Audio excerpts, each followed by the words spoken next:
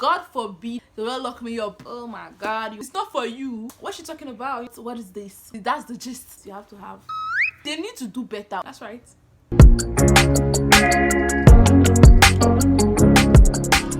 Hi guys, welcome back to my channel. If you're new here, my name is Grace, and on this channel I'm talking about my weight loss, my lifestyle, and my faith. So today I'm going to tell you guys 10 things I started worrying about since I came to Ghana. Okay, but before I get started, don't forget to like, share, keep your comments down below, subscribe if you have not, and turn on post notifications so you do not miss any of my future videos. Let's get started. First one is communication barrier. It has gotten better. I don't have to worry so much about it, but it was a cause of worry initially. To some extent, what do I mean? Twi is widely spoken in Ghana. Twi as well as English. I do not speak Twi. I do not understand Twi. Now, when they speak Twi, it's not as if they don't know how to speak. They don't speak English, like good English. It's nice that they actually like their local language, but it's a communication barrier for me because when someone converses in Twi to me, I have to go through the process of telling them I do not understand Twi. I've not really seen young people that don't know how to speak English in Ghana. Most young people are very, they are fluent in English. It's mostly the older generation. If I'm conversing with an older person and they do not know how to speak English, and I have to go through the hassle of meeting someone to translate or meeting someone to tell the person what I'm saying in Twi. So that's some sort of communication barrier. It doesn't happen all the time, but it happens. Okay, so I have to worry about that. I've learned some little things in Twi that if someone says, I do not have to ask them again what they are saying. Things like pacho, kakra, bedasi, essaying, tenasi. What you say? Please, if I'm hammering the language, I'm sorry. That's how I've learned how to pronounce it so far. I had to learn all these small things just to make conversation a little bit smoother. So this is one thing that became a cause of worry since I came to Ghana: communication/language barrier. The next thing I have to worry about is buying things. I say buying and selling, but I'm not selling anything. So buying things, basically shopping, especially grocery shopping. There is this open late, close early culture in Ghana. The culture of where they open, let me not say really late, but they open not very early and then they close very early. If you have not watched the Things That Shocked Me video, I'm going to keep it linked for you to go and watch it. I got a lot of feedbacks from Ghanaians as well. So go and watch the part 1, part 2, and part 3. So you get to experience the full 360 Ghana experience. Okay, basically they open really late and close really early. Okay, I've said that already. The advice is that just do your grocery shopping on time because nobody's going to send you. It's not their business. Okay, if you're an early riser or if you're a morning person and you wake up and you need something and then you go out to the street to get it, my sister, they're not gonna be there. My brother, they ain't gonna be there. Okay, so just do your shopping on time. After a while, you get used to it. You know around the times when you should not go in search of a, should I say, useless search, because at those kind of times it's less likely for them to be open. I have to worry about that. It came because of worry, but now it's better off. Third thing I have to worry about, the heat. Basically, the temperature of the sun here in this part of Ghana where I live is very, very hot. It's not just the heat, it has affected so many things. There's dry and hot, then wet and cold. Yes, you get it. There are those two periods, but during the hot period, wahala for no get AC. I said it the other time, someone said go and buy AC. So what if I can't afford to buy one? Let's not even go there. It's hot. That's it. That's the gist. That's the cocoa of the matter. When I came to Ghana, I used to take a bath 3 times. You know that period when you're 100 level, you are a very, very serious student. It's not that I'm not serious now, okay? I'm a serious student, but then it was just they'll carry the school on top of your head. So when I go to school, I take a bath. When I come back and I was like, I can't breathe, what is happening? I'll take a bath. And then before I go to bed, I will take a bath because I was always so hot. Bruh, the heat was a lot. When I say thrice, that's just an average. There are some days where it felt very suffocating. I guess because Ghanaians are used to the temperature, they're like, what's she talking about? You know what I'm saying? But because I'm not used to it, so just allow me to wail.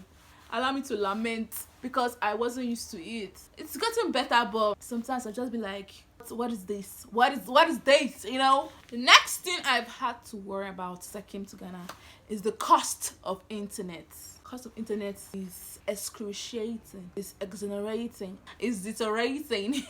I don't know what I'm saying, but you get me. Because internet is like hella expensive. It depends on your service provider, but there are just some plans that are ridiculously ridiculously. There are just some plans that are ridiculously expensive. Don't even try and go towards MTN. It's not for you. My sister, it's not for you. MTN is like the most expensive. In Nigeria, MTN is expensive. And then that expensive you're getting stuff, it's not going to last. And then even sometimes the network will fluctuate. So I'm like let it add up, you know what I'm saying? So cost of internet is something I've had to worry about. Girl, get yourself a Wi-Fi. Even that safe. I don't know. Next thing I've had to worry about, or I started worrying about since I came to Ghana, is resident permit and renewing my papers. God forbid am I ever detained or hassled or like, I don't know, bundled inside somewhere because of like lack of papers. God forbid. It will never happen. Amen. But that thing just scares me, like thinking about like maybe something happened and I do not get my resident permit, or I do not, file my papers on time. Obviously there are ways around that. Like if you don't file your papers on time, it's just to pay a fine and then you get to renew it. But it's just very scary. I'm just like, so what if something happens? What is that? I just start to like come up situations where they will lock me up because of that. I better go. So you have to renew your resident permit yearly. You have to be a good non-citizen. Do all those things on time. And it takes a full year, like 12 months. But over the 12 months, it's already in my mind. I'm like, guy, you start keeping money for your resident permit, okay? So that's one thing I've had to worry about since I came to Ghana. The next thing I've had to worry about, or I've started worrying about since I came to Ghana, is cost of living. Ego, coins, money. What do they call money in tree? I don't know. But money, cost of living in Ghana is like sika. I think I said I've gotten in sika, right? I think so. It's expensive. The monetary value from naira to cedis is not even something you want to talk about right now. Like, bruh, as things are going up every day, and oh my god, you want to go somewhere nice, you want to do your hair, you have to have enough. You want to, everything is bing money, okay? So when I say I had to worry about, it's not as if I was not worrying about this back home, but I'm just like, it's a cost of worry now. Like, it's something that's constantly on my mind, and right now I'm like experimenting adulting. There's no mommy or daddy to fall back on right now, like just to run home. You understand what I'm saying? Cost of living is something that I am still worrying about while in Ghana. That's right. The next thing I am worrying about is the market cartel. Basically, there's this fixed pricing system in Ghana. Like, the scale of pricing is like very standardized. There's a word like that. The way the market, the traders, the business people, everybody run their stuff is that they do not give you the chance to hassle. There's not this chance to like hassle to price. If you want to buy something here in Ghana and it's 10 cedi, if you go somewhere it's be like 9 cedi, to go another place be like 10 cedi, another place 11. So it's between this, let's say 8 to 12 cedis, like between that scale. Back home you had chances to price. That thing that was 10 cedi, you can find it 5 cedi somewhere else, you can find it 7 cedi somewhere else, you can find it 15 cedi somewhere else. You had chances to price and all of that. So here the chances to price is like very low. It's something I have to worry about. I'm like, girl, you are in Ghana, can you reduce your price? Okay. For example, you want to buy something and tell you 45 cedis, and I say it should not cost me, don't come for me. I'm used to pricing, so I say I'm using up, let's say 15 cedis or 20 cedis. So when you're pricing, like, it's not even as if you want to just run down the person's business or cheat the person. We're starting from somewhere. We're starting from somewhere. Even if it goes up or it comes down, but you're starting from somewhere. But they're not having it. They just eye you. If they are nice, maybe they will tell you to come up like a little bit. But if the person does not give you the time of the day, they'll not answer you. You just carry your bag and be going. So that's something I've had to worry about. Lack of hassling and pricing system. Basically, the market cartel. The next one is customer service. It's not everywhere, but a lot of places in Ghana have not very, I'm trying to be subtle here, not very good customer service, if I'm being honest. Like, the customer service is like a little bit careless. Pardon my use of those words. A little bit careless. Let's just put it this way. There's this terminology where they say customer is king. I do not believe in that 100%, but most times the customer is actually king, because without the customer, your business is not going to run. Even if you're self-employed, without your customer patronizing, your business is not going to, grow. Your business is not going to scale.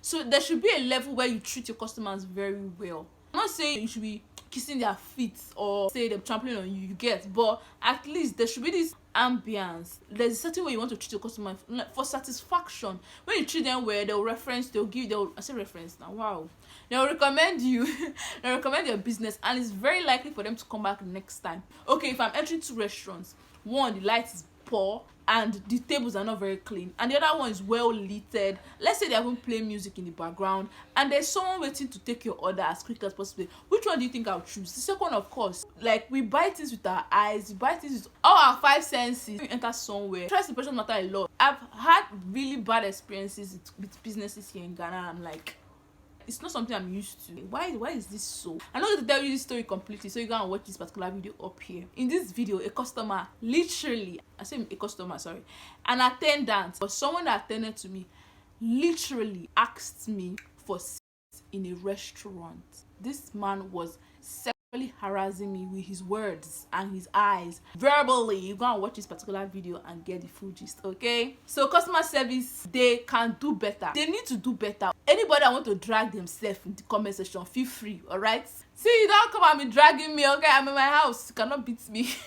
Customer service can be improved. So this is something I've had to worry about since I came to Ghana. Next one is where to source for good products. Now, they are very good products in Ghana, but sourcing is where the stress comes in. Now, I do not know if it's because I'm not a native, so maybe they are not like showing me where to get good stuff. I feel like sometimes that's the cost, and sometimes it's on my own part because maybe I'm not looking well or I'm not communicating well. There are so many factors that I do not know is the cost of this. When I want to get something, what's coming to my mind is like, sometimes it's not even the money, because if I plan to buy something, I should already have the money on hand. I'm just like, where will I get this now? And I'm now even worried, like, will this come on time? Will I get this thing like the way I like? I even have a video what I ordered but what I got. I'm going to do that video very soon, so you guys know what I'm talking about.